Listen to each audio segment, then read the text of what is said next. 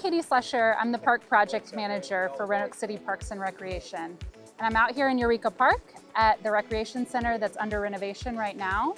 And we're gonna have some of the folks from the design team and the construction team walking through the site with us, telling us more about what we got going on here. So we're out here in Eureka Park, where the Recreation Center is under renovation and expansion. So why don't you show us around, Randy? The front porch then opens up onto this, what will be a beautiful event lawn. Off in the distance, there's a stage opened up onto the event lawn. And then over on this side is a park pavilion, picnic pavilion, that then also opens up and looks out onto the lawn. We're excited to have this new shelter here that is really looking right out on the big event lawn, facing that stage where we can have concerts, events, the big Juneteenth celebration that's historically been in Eureka Park. And all of these really connect in a nice way where you can kind of see all the activity from one to the other. The big front porch on the building, the picnic pavilion and the stage all really have this nice connection. The event lawn is also going to be encircled by walking paths that are calibrated to be about a quarter mile. What else is out there, Katie? Picnic tables, some grills. We've got a new basketball court going in as well as part of this project. Randy, why don't you talk a little bit about the geothermal and some of the other sustainability features that we have going in on site? Awesome, happy to.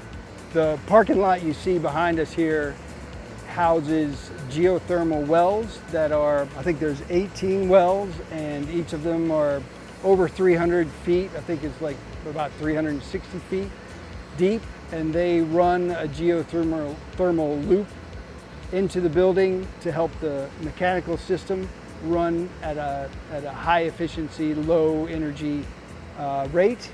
And then we've also got solar panels that are going to go up on the roof of the addition and the roof of the gym.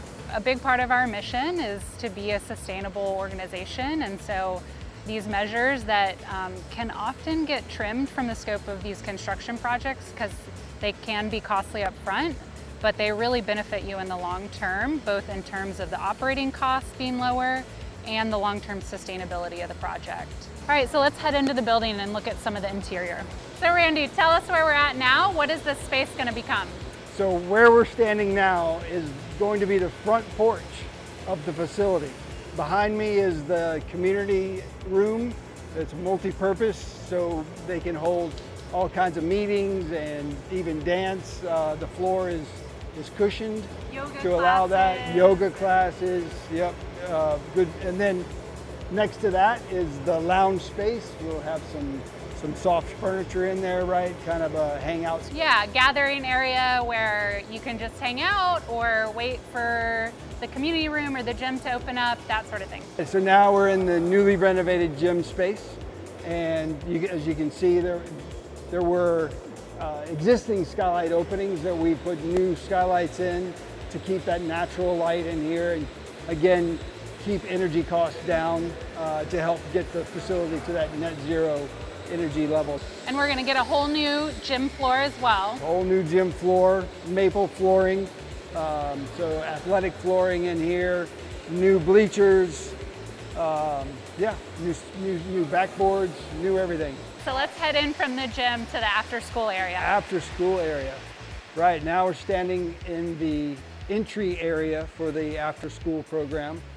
The new doors will be right here. Come in, greeted by the receptionist here, and then a very simple layout of 2 rooms. The first after school room is here. There's a kitchen space in between the 2 rooms, and there's another after school room on the other side of the kitchen.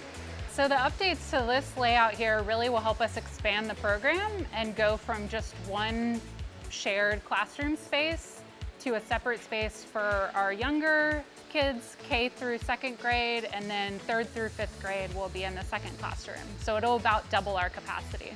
So I'm here with Ethan Moss. He's the project manager from K&A, which is the firm constructing this new facility. And so Ethan, tell us a little bit about what you guys have been working on. Absolutely. So right now we're just trying to get a lot of the site work done and completed before the cold season comes in. So we'll be having the parking lot paved here in about another week or two. As you can see, there's a lot of the paint finishes going on the building right now, the existing building, to match up with the new addition we've got right here. And then pretty soon after that, some landscaping will go in, as well as some site furnishings, and work our way to the basketball court and get some of that stuff done, as well as a few other items out here. But yeah, we're working a lot to get outside work done before it gets too cold, and we'll progress more back in the building and get a lot of the final finishes done. So right now in this stage, we're getting really close to putting in the new gym floor, which will be here in about a month, as well as a bunch of new pool features that you guys are going to have, like the gym equipment. So we'll have brand new basketball goals both on the north and south side of the walls, as well as the existing walls here on east and west, and a nice new divider curtain right in the center of the gym, so that way these kids or families, whoever want to use it, can come out here and drop that and use it for half court or full court as they please. So what gets you most excited about this project?